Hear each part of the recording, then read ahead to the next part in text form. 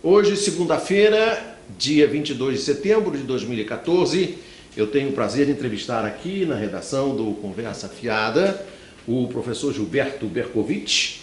Ele é professor titular de Direito Econômico e Economia Política da USP e é um especialista em Vargas e em Jean Goulart. Na verdade, a aula mestra que ele deu na abertura dos cursos deste ano foi sobre o programa de reformas de base do presidente João Goulart, e isso pode ser acessado aqui no site do Conversa Fiada. Nós vamos dividir essa entrevista. A primeira parte eu gostaria, professor Gilberto, de tratar da questão do nacionalismo e do entreguismo na obra de Vargas e a persistência do entreguismo. Por que o entreguismo não acaba? Bom, Paulo, primeiro eu quero agradecer o convite, é sempre um prazer poder estar aqui no Conversa Fiada, ainda mais para discutir temas dessa relevância. O entreguismo não acaba, Paulo, porque infelizmente uma boa parcela da nossa elite ela é virada de costas para o Brasil. Na verdade, o sonho dela é morar em Miami, ou nos Estados Unidos, ou em Paris, né? E isso os mais sofisticados, lógico. Claro. Mas ela, na verdade, ela não se identifica com o país, ela não se identifica com o povo, e ela não vê os anseios do país ou do povo brasileiro como seus anseios. Ela, na verdade, ela acha que é algo absolutamente separado, distinto disso. Agora, isso contém, evidentemente, uma visão de processo econômico e de processo político. Sim. Qual é a visão dos entreguistas? Como é que eles querem resolver o problema do Brasil? Não, os entreguistas, quer dizer, desde a era Vargas e hoje, são aqueles que defendem que o capital estrangeiro deve controlar todos os setores possíveis e imagináveis da nossa economia, né? Porque afinal o Brasil não pode ter nenhuma restrição ao capital estrangeiro, ele poderia circular livremente e atuar livremente sem nenhum tipo de controle. Acham que, na verdade, o Estado não tem que ter papel algum na esfera econômica, na esfera social, são contra os direitos sociais, são contra as empresas estatais, acham que as empresas estatais são núcleos de corrupção ou de privilégio, é sempre esse discursinho da moralidade, né? E eles, na verdade, eles pensam no Brasil ou como uma grande fazenda ou como uma grande mina, é isso, na verdade. Ou uma fazenda para produzir café, ou uma mina para extrair ouro, como se fazia ainda na República Velha. Exatamente. Agora, por que não se atualizam os entreguistas? Será que eles ainda não se deram conta de que a situação econômica mundial, a situação econômica aqui no Brasil já mudou e que esse formato não cabe mais no Brasil? Na verdade, o que eles fazem? Eles simplesmente repaginam o discurso, né? Eles reformatam o discurso deles. Então, na época dos anos 30, dos anos 40, chama-se de entreguista, era favorável ao capital estrangeiro. Depois, nos anos 70, para frente, são os neoliberais. Os neoliberais. Né? Os neoliberais, os que defendem a supremacia do mercado financeiro, sobre qualquer tipo de investimento produtivo, o que acham que o nosso câmbio deve ser livre para poder beneficiar a exportação de commodities, que tucanaram o produto primário, né? Eu aprendi na escola que era produto primário, agora é commodity. Commodity, né? É verdade. Tucanaram o produto primário, né? Isso. Isso a favor sempre que o Estado não interfira, que o Estado não atue em nenhuma esfera do domínio econômico, né? Essa favor da privatização, aliás, a privataria tucana foi o maior exemplo de entreguismo, talvez, da nossa história. O senhor publicou recentemente na Carta Maior, e nós tivemos o prazer de publicar aqui no Conversa Fiada, um artigo sobre a permanência do projeto de Getúlio Vargas, em que o senhor fala que a UDN, né, que é o PSDB de antigamente, proclamou a morte de Vargas 3 vezes. E o senhor lembra que o Fernando Henrique Cardoso, em seu discurso de despedida do Senado em 1994, insistiu em reiterar a nova morte de Getúlio, dizendo que havia chegado o fim da era Vargas. Por que o Fernando Henrique continua a ser hoje, 22 de setembro de 2014, o principal porta-voz, o porta-bandeira dessa mensagem entreguista? Bom, o Fernando Henrique incorporou todo esse ideário entreguista há muito tempo, muito antes dele ser presidente da República, né? E, na verdade, isso vem da própria ideia dele da teoria da dependência. A dependência, para ele, o que era? O Celso Furtado dizia, superar o subdesenvolvimento é romper com uma série de coisas, transformar estruturas, integrar a população no processo de desenvolvimento. A teoria da dependência, o que é? Ele falou, não, olha, isso que o Celso Furtado quis, não dá para fazer. o que dá para fazer? Dá para nós sermos dependentes e associados. Então, vamos ser associados à potência hegemônica, que é nos Estados Unidos, hoje talvez seja a China, né? E vamos viver do que dá, das migalhas que caem da mesa da Casa Grande. Isso ele sempre defendeu. E ele passou... Quando ele era um sociólogo, sociólogo, e admitia algumas vezes que tinha alguma ligação com o método marxista de análise social. Mas, na verdade, que ele repudiou logo. Ele repudiou logo depois. O doutorado dele talvez seja uma tese, vamos dizer, marxista, por causa do Florestan. Isso. Né, que foi orientador. Mas depois ele, na verdade, a teoria da dependência, o Paulo Nogueira Batista Júnior fala, se alguém quiser fazer biografia do Fernando Henrique, já tem o título pronto. É Manual da Dependência, da Teoria Prática. Falou isso. Falou isso no seminário lá na USP. Professor Bercovitch, nós vamos interromper aqui e vamos iniciar daqui a pouquinho uma segunda parte da nossa entrevista, agora sobre a questão dos direitos sociais, da legislação trabalhista e a carteira do trabalho. Até já. Nessa segunda-feira, 22 de setembro de 2014, eu faço agora a segunda parte da entrevista com o professor Gilberto Bercovitch, professor titular de Direito Econômico e Economia Política da USP. No primeiro bloco, nós falamos sobre a questão do entreguismo e a sua sobrevivência até hoje. E agora vamos falar de outro aspecto importante da herança de Getúlio Vargas, que é a questão dos direitos sociais, os direitos trabalhistas. Professor Bercovitch, nesse seu artigo a que já me referi sobre a permanência do projeto de Getúlio Vargas na Carta Maior, a propósito dos 60 anos da morte de Vargas, no dia 24 de agosto, o senhor menciona um fato que me parece interessante, valeria a pena o senhor reproduzir aqui, que é o fato de que a legislação trabalhista do Vargas não é herdada da legislação fascista, como muitos dizem, para desqualificar a legislação trabalhista que há no Brasil. Qual é o histórico da legislação trabalhista do Vargas?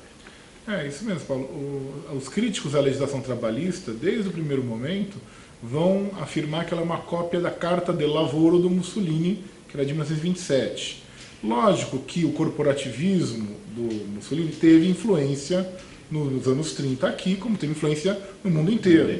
Tem influência na Inglaterra, tem influência na França, nos Estados Unidos e aqui também. Lógico que vão ter alguns elementos corporativos.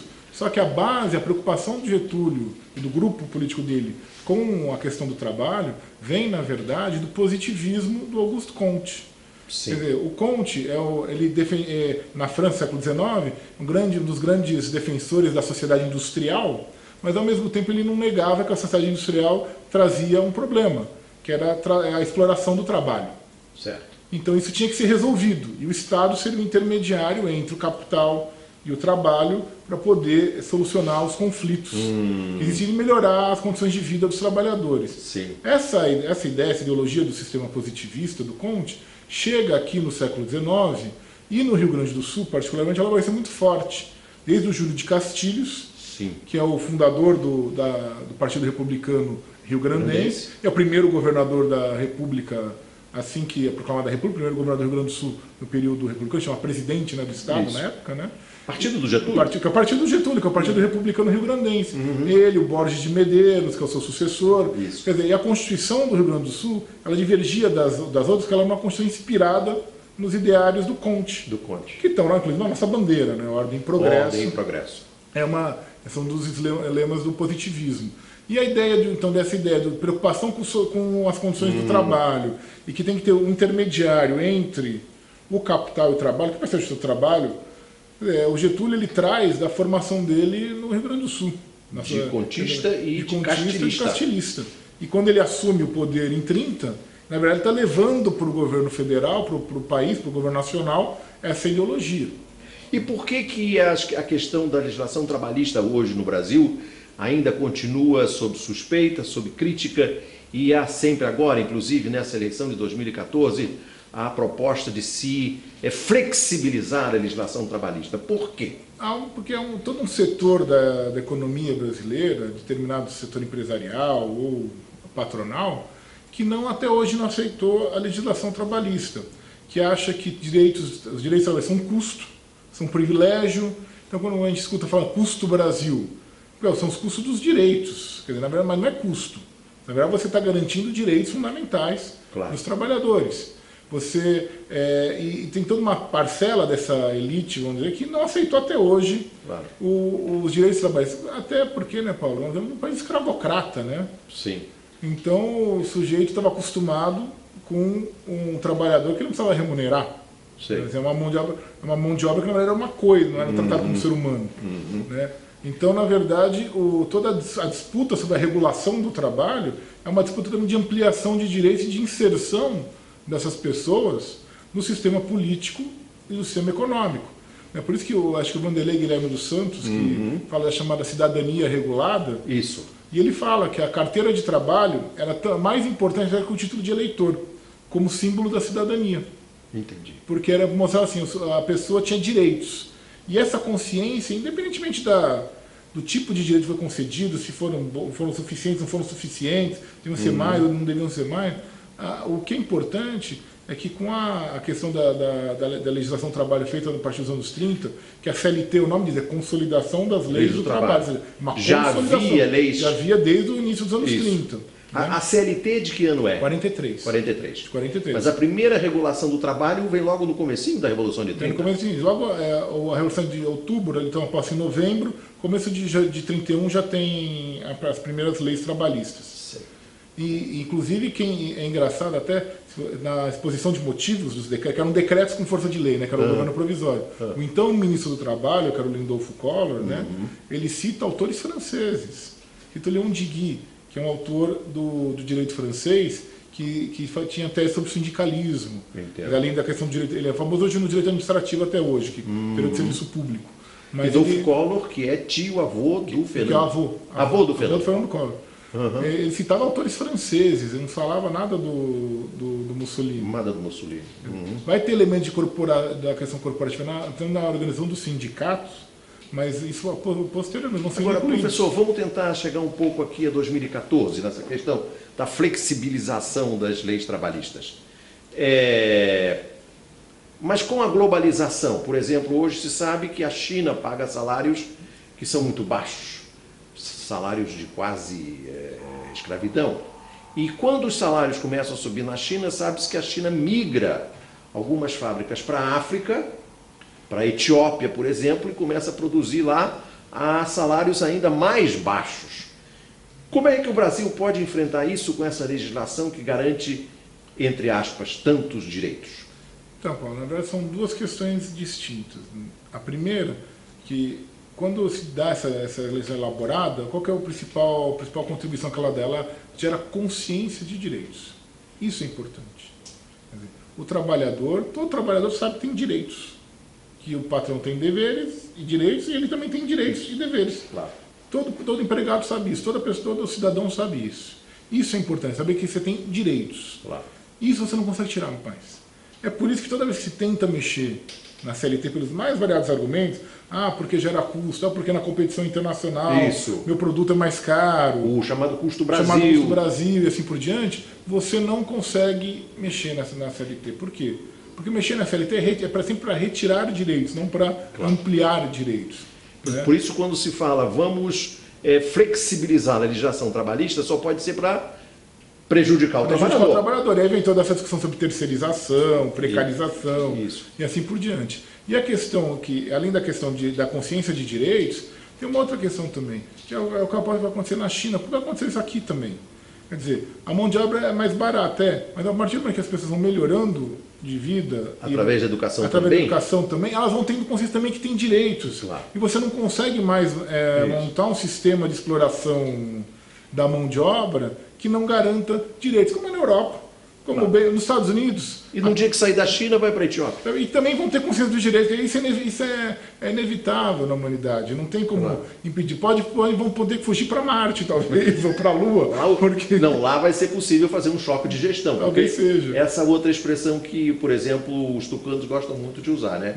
Choque de gestão. Porque é um tamanho choque, você fica tão abismado com a venda do patrimônio público todo, que realmente você não tem o que fazer, você fica chocado com o que fizeram. E historicamente, a primeira providência num choque de gestão é demitir. É demitir.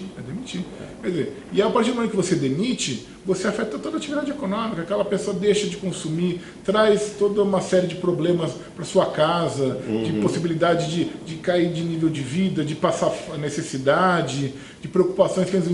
Aí tem os especialistas falam problemas psiquiátricos, psicológicos gravíssimos. Claro. A gente não tem noção, mas eles têm essa preocupação. A atividade econômica cai o consumo, quer dizer, é tudo oposto do que tem que se fazer para tirar um país de uma crise. Para tirar o país da crise, tem que dar empregos, tem que ampliar direitos, que é justamente para as pessoas poderem melhorar a vida. De preferência, criar empregos aqui no Brasil. Aqui no Brasil, exatamente. Para pessoas que moram aqui poderem melhorar de vida. Acho que o governante ele tem que pensar no bem do seu povo.